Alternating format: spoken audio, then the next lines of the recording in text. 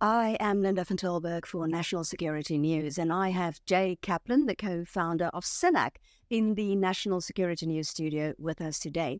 Well, Jay, along with fellow co-founder Mark Kuhr, began his career with the U.S. National Security Agency and the U.S. Department of Defense as technical security experts, protecting the country from both kinetic and cyber attacks. Well, Synack also has a former deputy director for the CIA on its board, Deanie Tessinger. And it's a company that, if I can just explain it a little bit before we ask Jay to do it, that uses ethical hackers to test the security systems of other companies. Well, welcome to National Security News, Jay. Thank you, Linda. It's great to be here. Well, did I describe it right? So can you give us a brief description of exactly what Synack is, what it does, and also the origin of the name? Yes, you did a pretty good job. Synack really is in the business of helping our enterprise and government customers understand where they are vulnerable so that they don't ultimately become breached by a nefarious actor. In the past, organizations have employed a variety of different techniques to uncover and shine light on vulnerabilities in their organizations, whether that's using big consulting firms, hiring people themselves, or using a variety of tools. The problem is that these tools and techniques haven't really scaled with the times. And so when we started the company back in 2013, we really sought to bring a new way of doing this type of work to the market.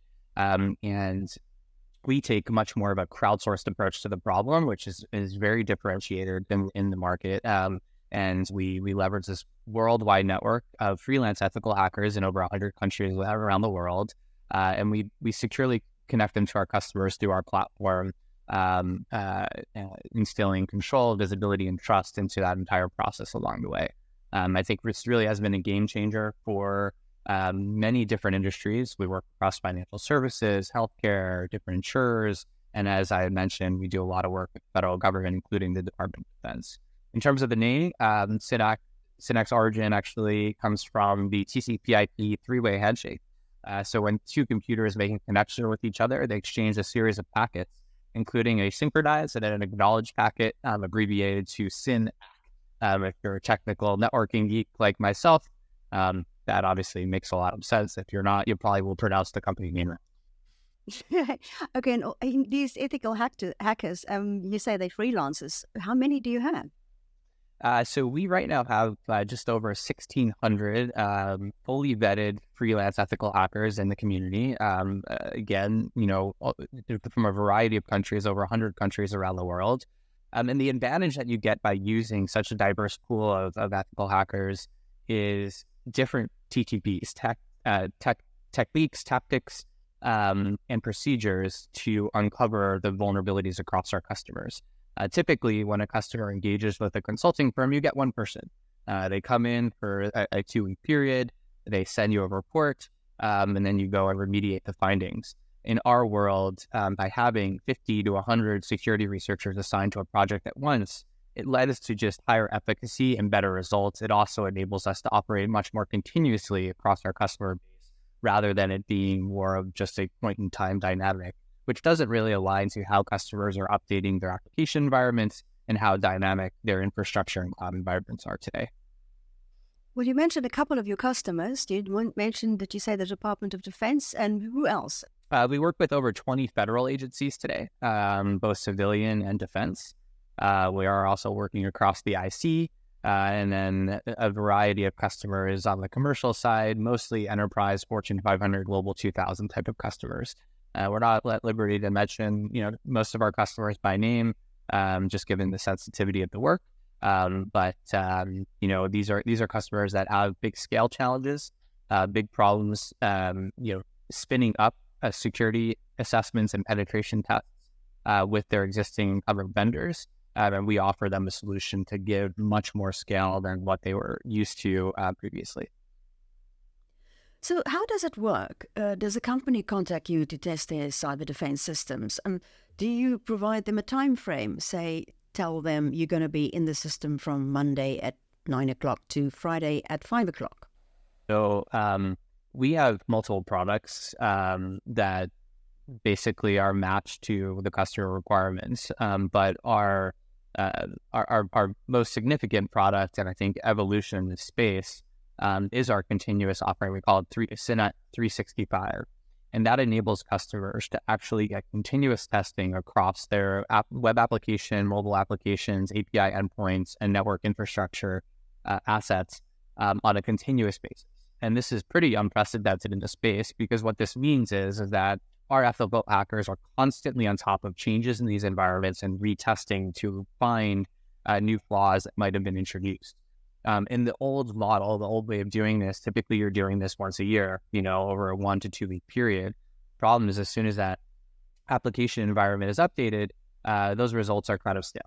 And so the exposure window is quite large until you conduct your next security assessment. And frankly, you're probably not finding all the vulnerabilities that matter to you as an organization because it's one person. And so in our world, our customers come to Synack and they say, here's what our attack surface looks like, or we help them map out that attack surface. We have a product that we call Attack Surface Discovery, which helps them understand this is everything that we can see from an attacker perspective, what's on the internet and what can potentially be attacked by a nefarious actor. And then we will work with that customer to identify what are the most critical environments that should be tested continuously, and what are the ones that maybe aren't changing quite as frequently that we can maybe test once or twice a year. And through that scoping exercise, we will come up with an engagement model that makes the most sense for that customer. Our researchers are then, once that customer launches, our researchers are notified that a new customer has been onboarded onto the platform.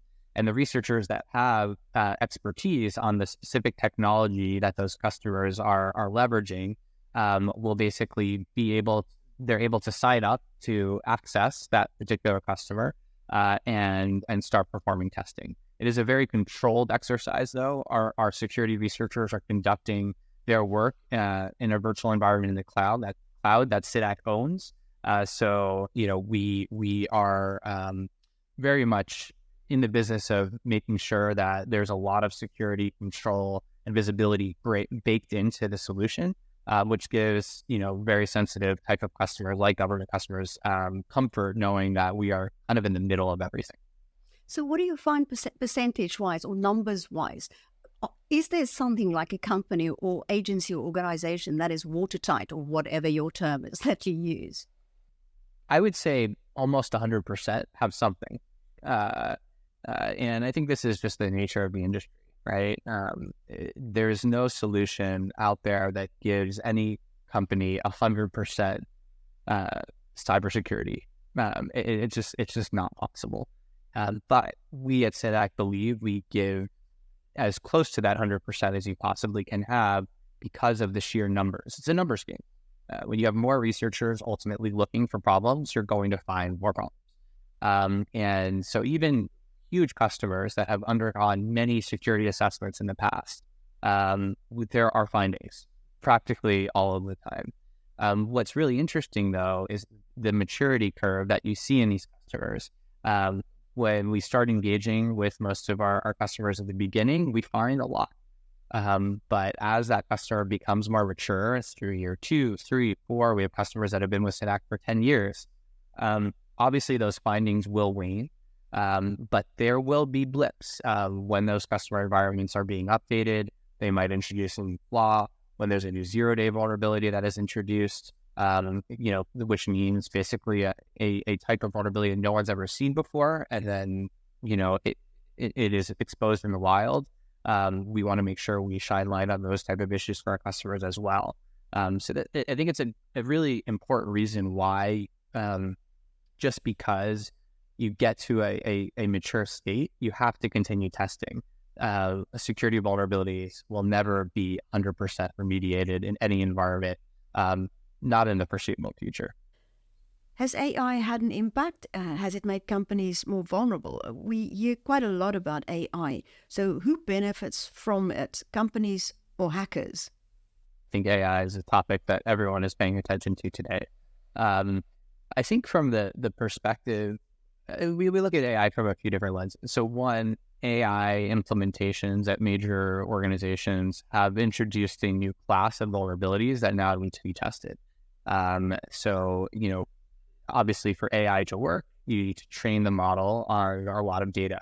and in big companies, government agencies, et cetera, they're exposing a big subset of their internal data to make that AI smarter. So what's really important is to ensure that that data isn't inadvertently exposed, that's sensitive. And so that's, that type of data leakage presents a new type of vulnerability that needs to be tested when organizations are introducing new AI capabilities to their customers.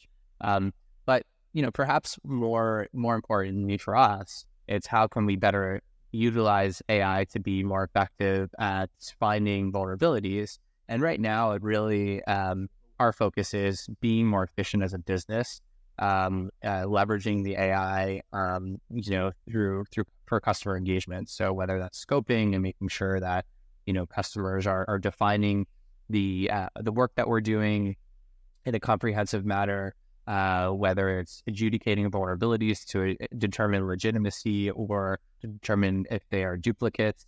There's a lot of work that we're currently putting into place and behind the scenes through AI to help us be more efficient as a business. I think you will see hackers, nefarious hackers, you start to use AI in nefarious ways. Particularly when it comes to social engineering and phishing campaigns, where they can rapidly, use deepfakes and other AI capabilities to trick people into exposing sensitive information, whether it's credentials or personally identifiable information. We have to be really careful with this. So, we're obviously thinking at Synack also about how do we use AI to defend against AI. Because that's the only way you're really going to keep up. That's currently, I think, an area of research. I think there are a lot of companies currently researching that area right now. But we're trying to always stay one step ahead of the attacker. And this is obviously a very important area of focus. Can you tell us a bit about the threats? So who is more at risk, like government agencies or the private sector? Well, I think it depends on the attacker, right? So from a state-sponsored perspective, I think there is, you have the threats that you hear about regularly, China, Russia, North Korea, who are pre-positioning themselves across critical infrastructure and who are also after, sensitive information for their policymakers to understand, to inform their better intelligence and their policymakers are what they should and should be doing. That isn't to say that the U.S. isn't doing the same thing. It is very much a tit for tat.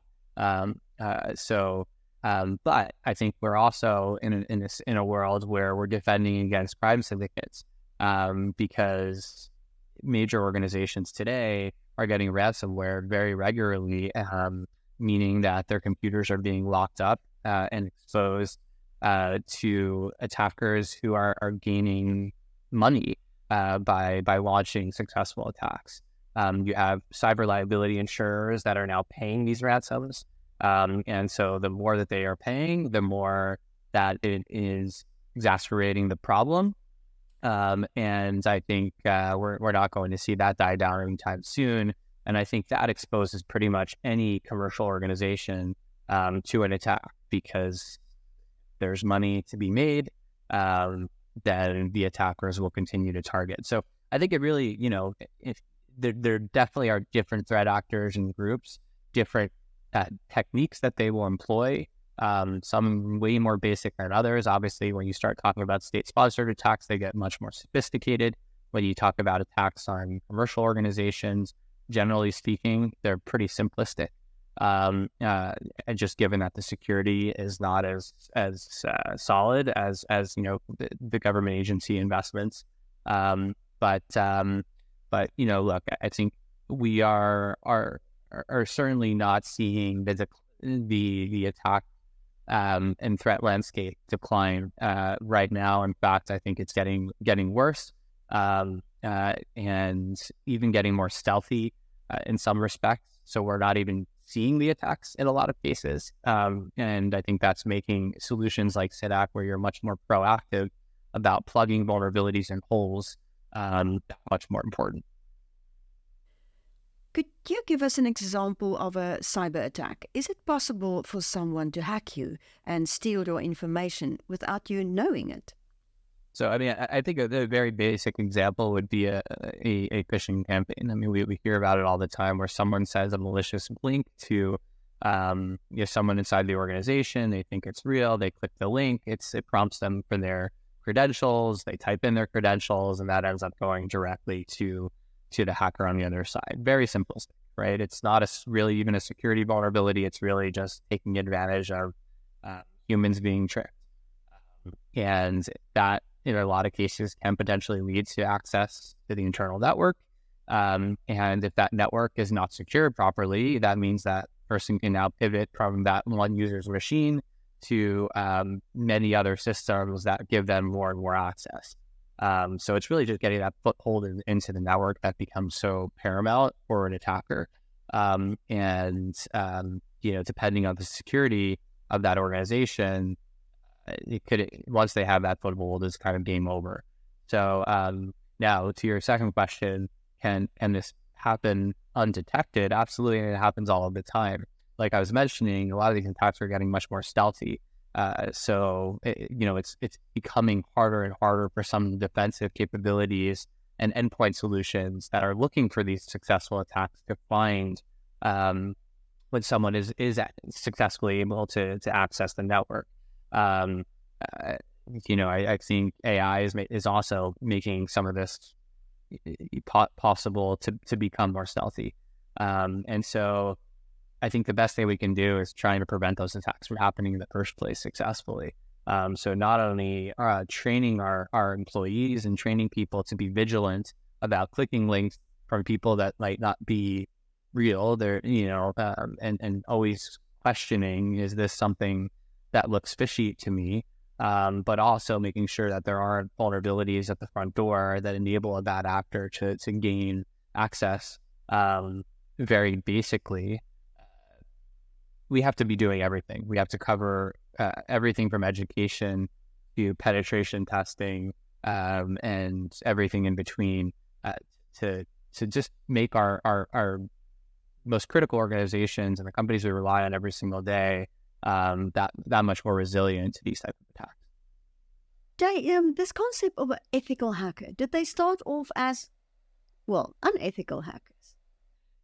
Most of the security researchers or ethical hackers, if you will, in our network have always been on the ethical side. I should say almost all of them. So this is not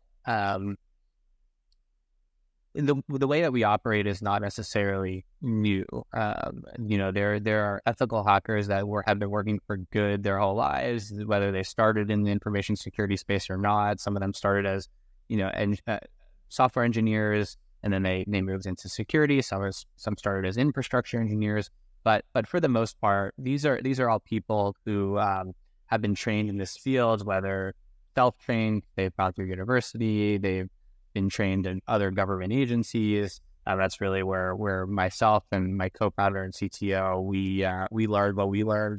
Working at the National Security Agency, but yeah, I think that the people that are doing for more nefarious reasons or malicious reasons, we have a pretty good way of vetting those individuals out. Most of the time, you're not going to see. I know, like in the movies, it seems like the government is hiring the people that are doing the being bad hackers, and they're turning them into good. I think in practice that doesn't really happen. Okay, can we turn to the election? Well, Synack has done some work related to election security. Could you tell us a bit more about that and how you see this threat evolving sort of in the last run-up to the election in the US? Yeah, I mean, look, we've been doing work on behalf of some of the voting system manufacturers, some of the voter registration systems for a variety of different states and local municipalities. We've also been doing some work with some of the platforms that are enabling people to vote remotely, particularly those in the military that are deployed overseas, where there are new capabilities now that are enabling them to vote from just their computers. which is a really interesting evolution. So, Synack has been working on these type of security testing capabilities for many years now. I think dating back 6-7 years ago. We've been doing security testing on a variety of systems. This election is no different. But I wish there were more municipalities doing more, because I think we need to instill as much confidence in our systems as we possibly can. And I think having actual live hackers go after these systems gives people a lot of confidence that they've been tested, gives people confidence that their data is secure, because it's a lot easier to say after the fact, like there are security problems and the election results aren't real, etc. But when you have these type of results saying, no, they've been stress tested, the vulnerabilities are not available in these type of systems, I think it makes people feel a lot better. And so that's what we're all about, and that's the type of work that we're doing. That work is expanding, but it's definitely not where we want it to be quite yet.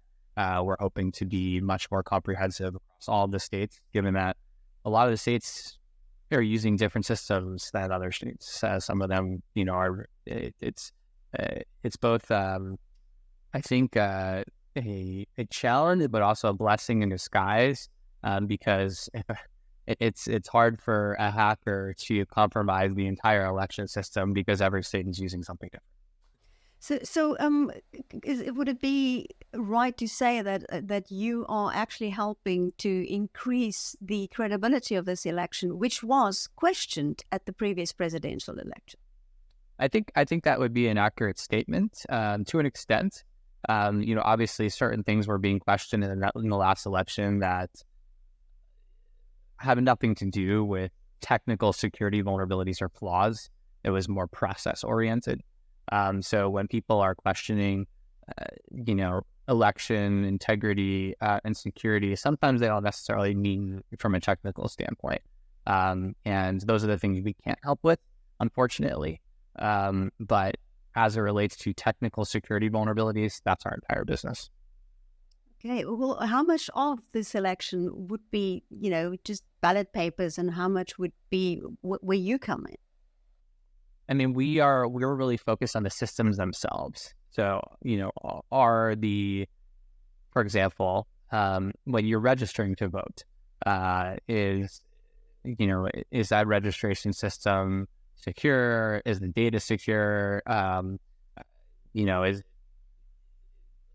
Can someone register more than once when they shouldn't be able to, etc. Those type of issues are things that we will test for on the systems, the voting systems themselves. Obviously, we're making sure that when someone registers their vote, it is securely tallied. That tally can't be changed. The vote can't be changed, and then the data from the voting system itself to the systems that tally all the votes, there is an inherent vulnerability in that transfer process either. So there's a lot of different types of issues that can be tested across these systems from a technical standpoint, and those are the issues that we focus on. As it relates to like paper records that are printed, how clear those records are, et cetera. Those are more, QA type of issues, quality assurance type of issues. And those are things that really need to be tested by other parties. So how big is your input? Because you mentioned there are different systems in different states. You mentioned municipalities before. So how many are you, monitoring? Is that right? The right word? Testing, I guess, would be the right word. I'd say it's more in a handful, when it should be in the hundreds. And so, that's work that we hope to expand over the years. I think it's a little bit late at this point for the upcoming election, but I think security is becoming more and more front and center. I think everyone is recognizing we need as much confidence in these systems as we can, and I think we're absolutely spreading our products and capabilities to areas that I think some of our customers never thought possible. I mean, when you look at the federal space, for example, we're now a FedRAMP certified platform, meaning that we can operate in environments that are much more sensitive, where the data sensitivity is much higher, and that has opened up doors in terms of what Synack is able to do. Well, Jay Kaplan, co-founder and CEO of Synack, thanks so much for speaking to us. Thanks, Leda. Thanks, Sean. I really appreciate the time.